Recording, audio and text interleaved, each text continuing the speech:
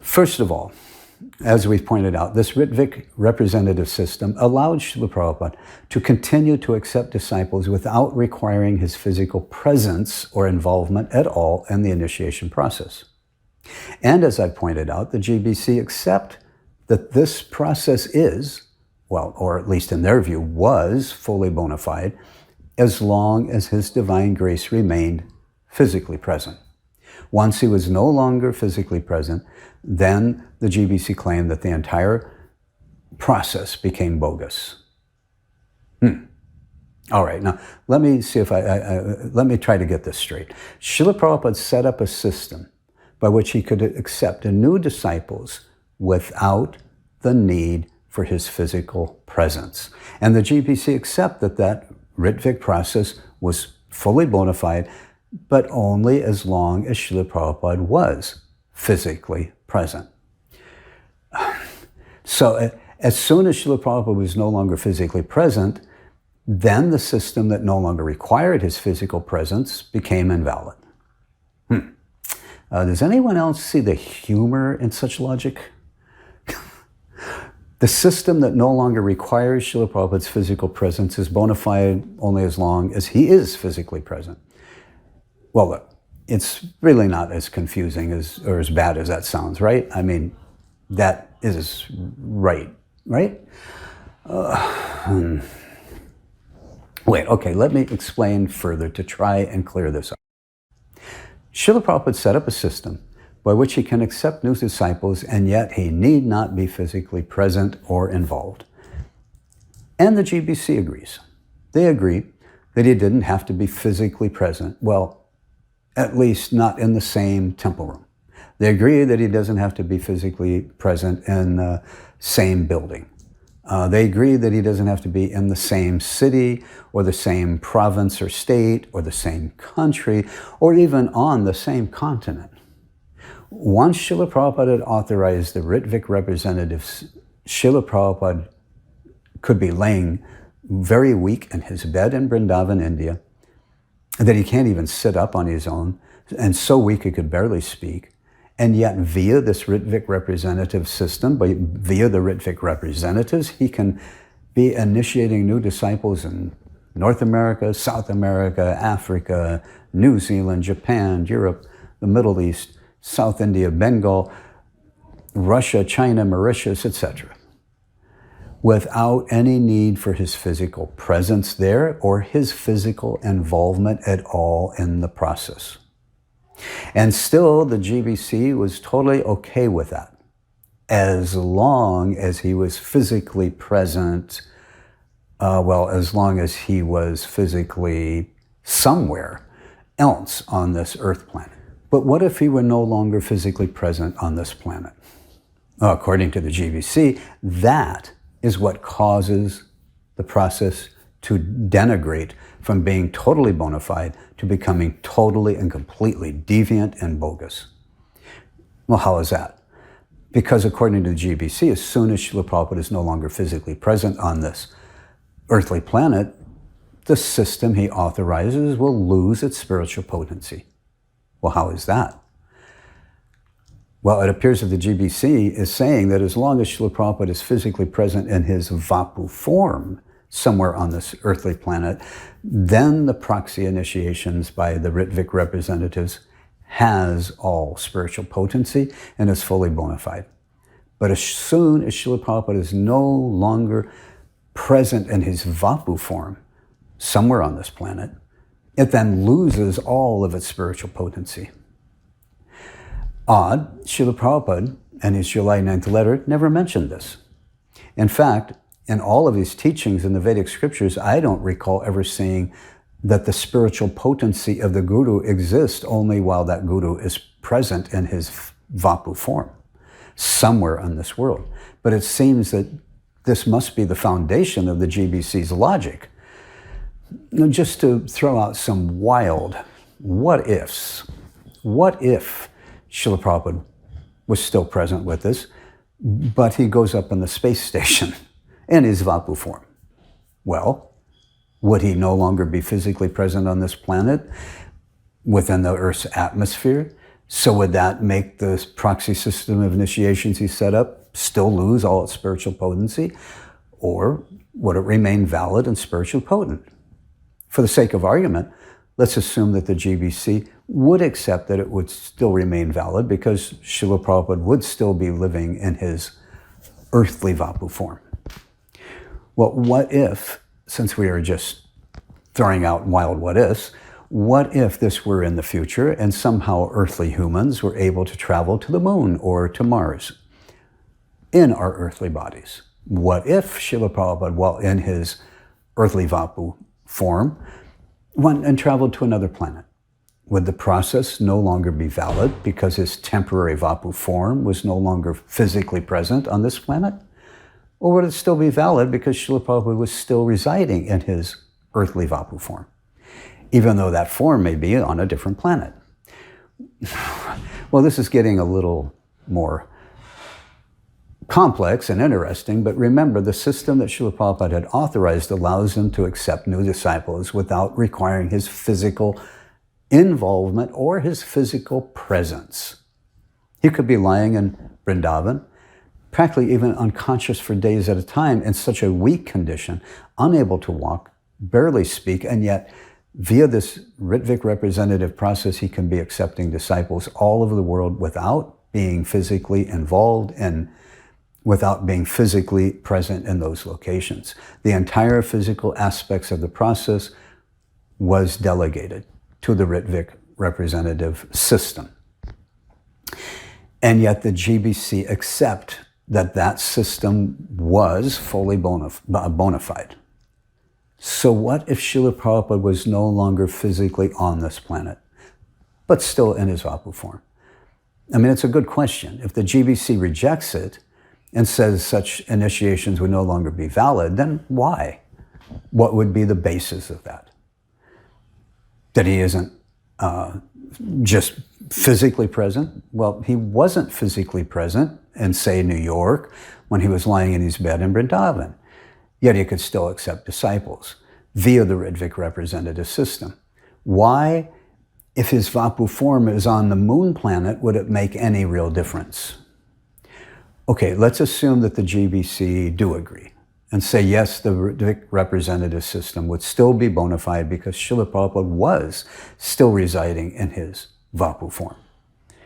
But what if Srila Prabhupada goes to another planet like Goloka Vrindavan, where his Vapu form is no longer required?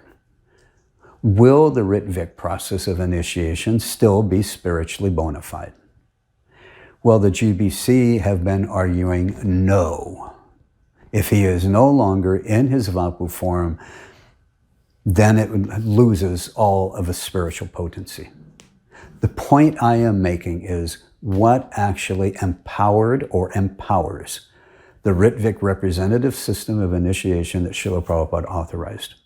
What gave it its spiritual potency? What is it that makes or made it actually bona fide? And then what determines that it has lost its spiritual potency?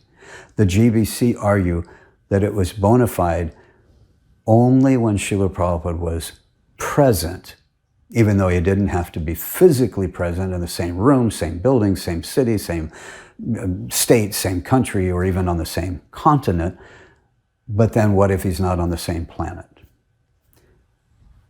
So maybe the GBC will agree, yes, fine, he can be on Mars, he can be on the moon planet, as long as he's still in his Vapu form. But what if he were on Krishna's planet Goloka Vrindavan? Would the system still be valid? Well, would it or not? Because as far as we know, and both sides agree, this is actually where Srila Prabhupada is currently residing. But the GBC have been arguing, even if he's residing in Goloka Vrindavan, it would no longer be a spiritually potent process because he wasn't in his Vapu earthly form anymore. Therefore, the GBC are arguing that it is the Vapu form of the Guru which provides the spiritual potency for making such initiations bona fide. This line of logic concludes that when Srila Prabhupada leaves his temporary Vapu form, that his spiritual potency also dries up, and that he can no longer give spiritual initiations, that he has lost the spiritual potency to do so. Following this logic then, Srila Prabhupada's potency to give spiritual initiations wasn't empowered through his spiritual life force, which is eternal, nor was it empowered according to their logic by his eternal teachings, but they are claiming that his spiritual potency to give spiritual initiations was 100% contained within his Vapu form. And once that form ceases to live in this world, Srila Prabhupada's spiritual potency had dried up and died with it. When Srila Prabhupada's earthly Vapu form was lying physically weak in his bed in Gokul Vrindavan, unable to even sit up and hardly able to speak, even unconscious at times, the process remained fully bona fide. But now that Srila Prabhupada is dancing with Krishna in Goloka Vrindavan, the very same exact process has lost all of its spiritual potency and has become totally bogus. It all just died with his Vapu form when his Vapu form ceased living in this world. This would mean that the GBC's philosophy as to what gave this Rtvik representative system of initiations its spiritual potency was not Srila Prabhupada's spiritual life force, which is eternal, nor his eternal spiritual instructions, his Vani, but rather they claim what gave him his spiritual potency was his temporary Vapu form. Okay, I'm off script for a minute because I just wanted to re-emphasize the point, which I think I've made clear, but I just want to re-emphasize it. That the basis of the GBC's philosophy, when you analyze it, when you deductively analyze what really is the basis of their philosophy on this, that basis, that is what is apasiddhanta. It goes against the principles of religion. It is a bogus and it is a deviant philosophy. Everything that they have been accusing the Rtvik representative of the Acharya system to be is actually, in fact, what their position is by opposing the system. Srila Prabhupada had empowered a system by which initiations he could continue to take disciples without his physical presence or physical involvement. It no longer required his Vapu form to be physically present at the location. It no longer required his Vapu form to be involved in any aspect at all. So whether Srila Prabhupada is residing in that Vapu form or not makes no difference as to the system that he had authorized being spiritually potent. And to argue that it has lost its spiritual potency because he's no longer residing in his Vapu form, earthly Vapu form, is a bogus and goes against the principles of scripture that we understand who a spiritual master, a bona fide spiritual master, a bona fide Shakti Vaishya avatar, a bona fide representative of Krishna really is. And it is spiritual potency did not come from residing in his Vapu form.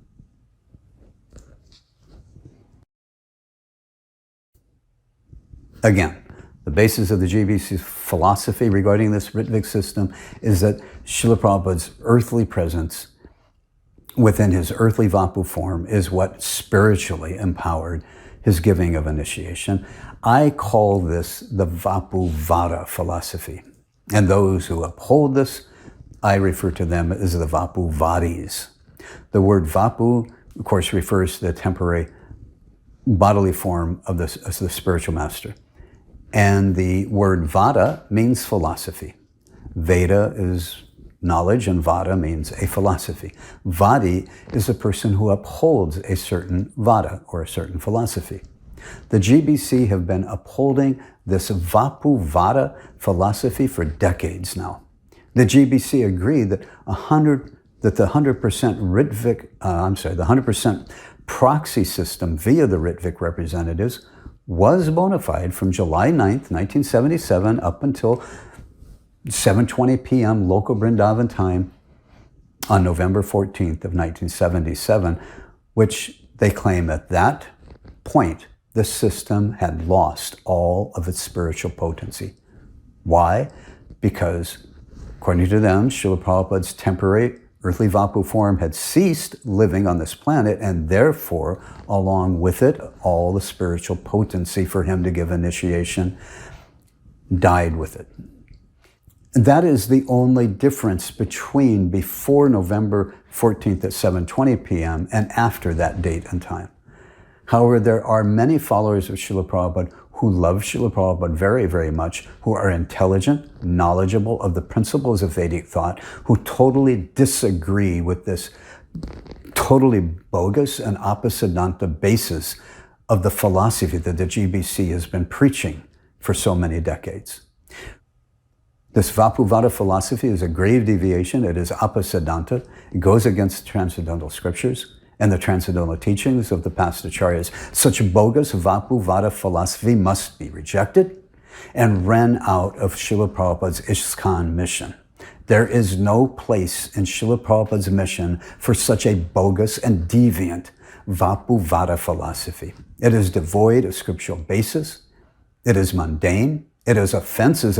It assumes that Srila Prabhupada's potency to give spiritual initiation resided only in his living Vapu form. It is wrong. It must be completely rejected by those who consider themselves followers of Srila Prabhupada. Yet for decades, this has been the very basis of the GBC's stand on this issue. On the other side, we, the supporters of the ongoing Rtvik representative system, we understand that the temporary Vapu form is not what empowered the proxy form of initiations or any other valid form of spiritual initiations given by Srila Prabhupada or any of the past acharyas. What empowers the spiritual system of the initiation was and still is Srila Prabhupada's transcendental eternal Vani, his spiritual and eternal teachings, his instructions, which vibrantly live within the heart of his true followers. This is what empowered this Rtvik system of initiation while his earthly Vapu form was living and breathing in his bed in Gokul Vrindavan. And it is what continues to empower this system even now when he is dancing with Lord Krishna in Goloka Vrindavan in his eternal spiritual form. Srila Prabhupada's spiritual life force, which is eternal, as is all of our souls, and his Vani is what spiritually empowers the Rtvik representative process. And as long as there are followers who take shelter of his eternal Vani, this process remains as valid today as it did on July 9th, 1977 to November 14th of 1977. Srila Prabhupada's Vani didn't expire or die. His spiritual potency didn't expire or die when he left, when his temporary earthly Vapu form ceased breathing. Therefore, this process remains as 100% as vividly alive and spiritually valid and potent and bona fide today as it did while his Vapu form was still breathing, because his spiritual Vani and spiritual potency was and is not dependent on the breath of the temporary Vapu form. It is time to turn the tables. It is time to establish real Siddhanta and kick out this bogus Vapuvada philosophy that has been pervaded ISKCON and the GBC for decades. The GBC must come to terms with this and do the right thing. They must reverse their stand on this issue and realize that the Vapuvada philosophy, which they have been upholding and promoting for decades, is totally bogus. It is what is apasiddhanta. It goes against the principles of religion, of our scripture. The Rtvik process of initiation was and still empowered by Srila Prabhupada's eternal Vani, his internal instructions of His Divine Grace, A.C. Bhaktivedanta Swami Prabhupada. Over the years, I have given this argument many times to a number of devotees who reject the ongoing Rtvik-RAS path. And not once has anyone ever attempted to debate this argument and the logic with me. Rather, when I give this argument and present my logic to those who reject the Rtvik-RAS path, every single time those devotees would just not address this argument at all. They tried to introduce an entirely different argument. Oh, what about this? Oh, what about that? And they tried to evade having to confront this argument. Not one single devotee who opposed the Rtvik-RAS, whom I presented this to, not one has ever attempted to address this point, which means they are the fanatic. The Vapuvadis, who uphold this Vapuvada philosophy and insist that Srila Prabhupada lost all his spiritual potency to give such initiations via a Rtvik system, because that potency just resides only in his Vapu form, and it no longer is living today.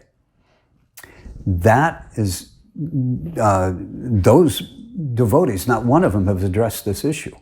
That is a totally deviant and bogus philosophy, and that is what needs to be kicked out of Srila Prabhupada's mission. It is poisonous. When one side presents an argument and the other side cannot dispute it, then by all accepted rules of civilized debates, they are defeated. Fanatics refuse to accept defeat when they are confronted with a superior logic or knowledge that goes against their sentimental feelings. The sentimental ideas of those who reject the ongoing Rtvik system are actually based on this bogus Vapuvada philosophy.